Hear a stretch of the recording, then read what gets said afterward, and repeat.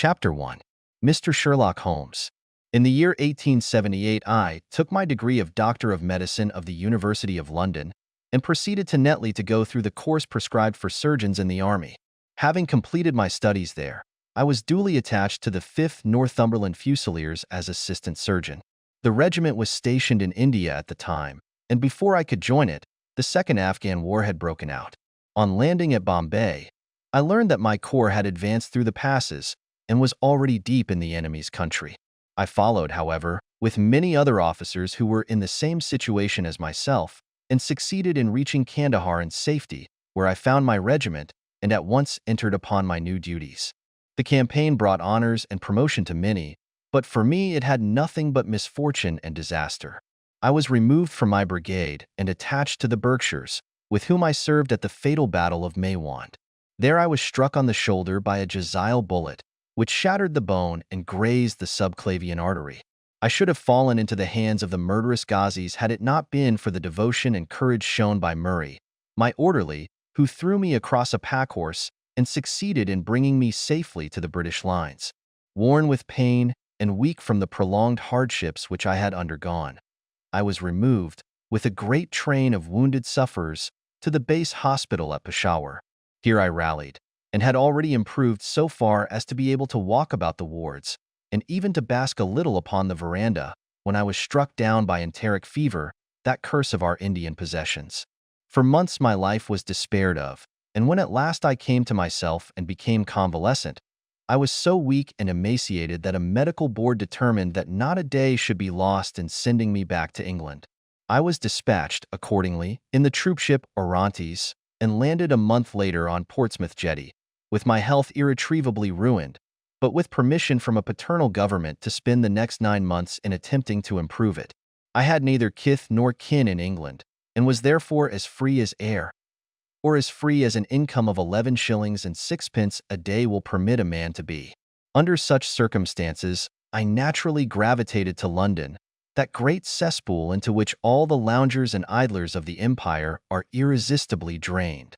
There I stayed for some time at a private hotel in the Strand, leading a comfortless, meaningless existence and spending such money as I had, considerably more freely than I ought. So alarming did the state of my finances become that I soon realized that I must either leave the metropolis and rusticate somewhere in the country, or that I must make a complete alteration in my style of living. Choosing the latter alternative, I began by making up my mind to leave the hotel and to take up my quarters in some less pretentious and less expensive domicile. On the very day that I had come to this conclusion, I was standing at the Criterion bar, when someone tapped me on the shoulder, and turning round I recognized young Stamford, who had been a dresser under me at Bart's. The sight of a friendly face in the great wilderness of London is a pleasant thing indeed to a lonely man. In old days Stamford had never been a particular crony of mine, but now I hailed him with enthusiasm, and he, in his turn, appeared to be delighted to see me. In the exuberance of my joy, I asked him to lunch with me at the Holborn, and we started off together in a hansom. "Whatever have you been doing with yourself, Watson?" he asked in undisguised wonder, as we rattled through the crowded London streets. "You are as thin as a lath and as brown as a nut." I gave him a short sketch of my adventures, and had hardly concluded it by the time that we reached our destination. "Poor devil," he said, commiseratingly, after he had listened to my misfortunes. "What are you up to now?" "Looking for lodgings," I answered, trying to solve the problem as to whether it is possible to get comfortable rooms at a reasonable price. "That's a strange thing," remarked my companion. "You are the second man today that has used that expression to me." "And who was the first?" I asked. "A fellow who is working at the chemical laboratory up at the hospital. He was bemoaning himself this morning because he could not get someone to go halves with him in some nice rooms which he had found, and which were too much for his purse." "By Jove," I cried, "if he really wants someone to share the rooms and the expense, I am the very man for him. I should prefer having a partner to being alone." Young Stamford looked rather strangely at me over his wine-glass. "You don't know Sherlock Holmes yet," he said. "Perhaps you would not care for him as a constant companion." "Why, what is there against him?" "Oh, I didn't say there was anything against him. He is a little queer in his ideas, an enthusiast in some branches of science. As far as I know, he is a decent fellow enough. A medical student, I suppose, said I. No, I have no idea what he intends to go in for. I believe he is well up in anatomy, and he is a first-class chemist. But, as far as I know, he has never taken out any systematic medical classes. His studies are very desultory and eccentric, but he has amassed a lot of out-of-the-way knowledge which would astonish his professors. Did you never ask him what he was going in for? I asked. No, he is not a man that it is easy to draw out, though he can be communicative enough when the fancy seizes him. I should like to meet him, I said. If I am to lodge with anyone, I should prefer a man of studious and quiet habits. I am not strong enough yet to stand much noise or excitement. I had enough of both in Afghanistan to last me for the remainder of my natural existence. How could I meet this friend of yours? He is sure to be at the laboratory, returned my companion. He either avoids the place for weeks, or else he works there from morning to night. If you like, we shall drive round together after luncheon. Certainly, I answered, and the conversation drifted away into other channels. As we made our way to the hospital after leaving the Holborn, Stamford gave me a few more particulars about the gentleman whom I proposed to take as a fellow lodger. You mustn't blame me if you don't get on with him, he said. I know nothing more of him than I have learned from meeting him occasionally in the laboratory. You proposed this arrangement, so you must not hold me responsible. If we don't get on, it will be easy to part company, I answered. It seems to me, Stamford, I added, looking hard at my companion, that you have some reason for washing your hands of the matter. Is this fellow's temper so formidable, or what is it? Don't be mealy-mouthed about it. It is not easy to express the inexpressible, he answered with a laugh. Holmes is a little too scientific for my tastes. It approaches to cold-bloodedness. I could imagine his giving a friend a little pinch of the latest vegetable alkaloid, not out of malevolence, you understand, but simply out of a spirit of inquiry in order to have an accurate idea of the effects. To do him justice, I think that he would take it himself with the same readiness. He appears to have a passion for definite and exact knowledge. Very right, too. Yes, but it may be pushed to excess. When it comes to beating the subjects in the dissecting rooms with a stick, it is certainly taking rather a bizarre shape. Beating the subjects. Yes, to verify how far bruises may be produced after death. I saw him at it with my own eyes. And yet you say he is not a medical student? No. Heaven knows what the objects of his studies are. But here we are, and you must form your own impressions about him. As he spoke, we turned down a narrow lane and passed through a small side door, which opened into a wing of the great hospital. It was familiar ground to me, and I needed no guiding as we ascended the bleak stone staircase and made our way down the long corridor with its vista of whitewashed wall and dun-colored doors. Near the further end, a low, arched passage branched away from it and led to the chemical laboratory. This was a lofty chamber, lined and littered with countless bottles. Broad, low tables were scattered about, which bristled with retorts, test tubes, and little Bunsen lamps, with their blue, flickering flames. There was only one student in the room, who was bending over a distant table absorbed in his work. At the sound of our steps, he glanced round and sprang to his feet with a cry of pleasure. "I've found it! I've found it!" he shouted to my companion, running towards us with a test tube in his hand. "I have found a reagent which is precipitated by hemoglobin and by nothing else." Had he discovered a gold mine, greater delight could not have shone upon his features. "Dr. Watson, Mr. Sherlock Holmes," said Stamford, introducing us. "How are you?" he said cordially, gripping my hand with a strength for which I should hardly have given him credit. "You have been in Afghanistan, I perceive.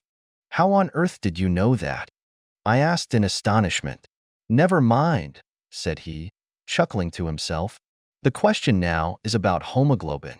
No doubt you see the significance of this discovery of mine?"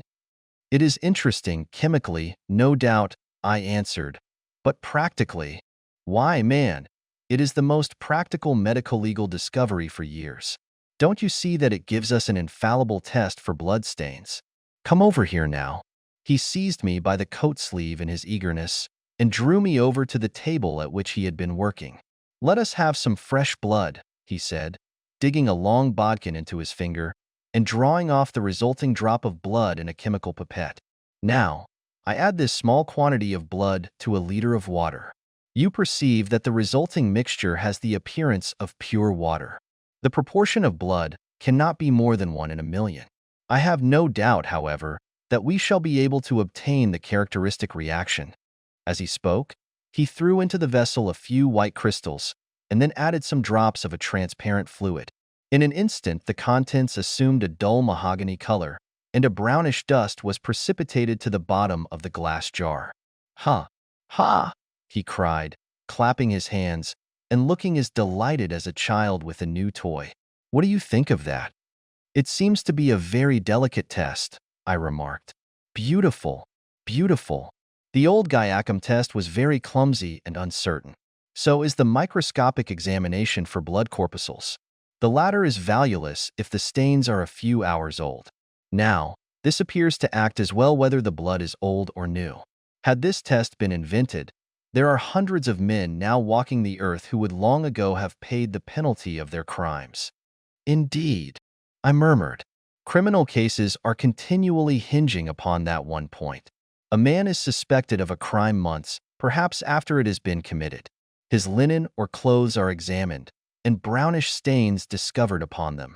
Are they blood stains, or mud stains, or rust stains, or fruit stains, or what are they? That is a question which has puzzled many an expert. And why? Because there was no reliable test. Now we have the Sherlock Holmes test, and there will no longer be any difficulty." His eyes fairly glittered as he spoke, and he put his hand over his heart and bowed, as if to some applauding crowd conjured up by his imagination. "You are to be congratulated," I remarked, considerably surprised at his enthusiasm. "There was the case of von Bischoff at Frankfurt last year. He would certainly have been hung had this test been in existence. Then there was Mason of Bradford, and the notorious Muller, and Lefebvre of Montpellier, and Sampson of New Orleans. I could name a score of cases in which it would have been decisive." "You seem to be a walking calendar of crime," said Stamford with a laugh. "You might start a paper on those lines. Call it the Police News of the Past." "Very interesting reading it might be made, too," remarked Sherlock Holmes, sticking a small piece of plaster over the prick on his finger. "I have to be careful," he continued, turning to me with a smile, "for I dabble with poisons a good deal." He held out his hand as he spoke, and I noticed that it was all mottled over with similar pieces of plaster and discolored with strong acids. "We came here on business," said Stamford, sitting down on a high, three-legged stool and pushing another one in my direction with his foot. "My friend here wants to take diggings, and as you were complaining that you could get no one to go halves with you, I thought that I had better bring you together." Sherlock Holmes seemed delighted at the idea of sharing his rooms with me. "I have my eye on a suite in Baker Street," he said, "which would suit us down to the ground. You don't mind the smell of strong tobacco, I hope?" "I always smoke ships myself," I answered. "That's good enough. I generally have chemicals about and occasionally do experiments. Would that annoy you?" "By no means. Let me see. What are my other shortcomings? I get in the dumps at times and don't open my mouth for days on end. You must not think I am sulky when I do that. Just let me alone, and I'll soon be right. What have you to confess now? It's just as well for two fellows to know the worst of one another before they begin to live together." I laughed at this cross-examination. "I keep a bull pup," I said, "and I object to Rose because my nerves are shaken, and I get up at all sorts of ungodly hours, and I am extremely lazy. I have another set of vices when I'm well, but those are the principal ones at present." "Do you include violin playing in your category of Rose?" he asked, anxiously. "It depends on the player," I answered. "A well-played violin is a treat for the gods, a badly played one." "Oh, that's all right," he cried, with a merry laugh. "I think we may consider the thing as settled, that is, if the rooms are agreeable to you. When shall we see them?" "Call for me here at noon tomorrow, and we'll go together and settle everything," he answered. "All right, noon exactly," said I, shaking his hand. We left him working among his chemicals, and we walked together towards my hotel. "By the way," I asked suddenly, stopping and turning upon Stamford, "how the deuce did he know that I had come from Afghanistan?" My companion smiled an enigmatical smile. "That's just his little peculiarity," he said. A good many people have wanted to know how he finds things out. Oh, a mystery, is it? I cried, rubbing my hands. This is very piquant. I am much obliged to you for bringing us together. The proper study of mankind is man, you know. You must study him then, Stamford said, as he bade me goodbye. You'll find him a knotty problem, though. I'll wager he learns more about you than you about him. Goodbye. Goodbye, I answered, and strolled on to my hotel, considerably interested in my new acquaintance.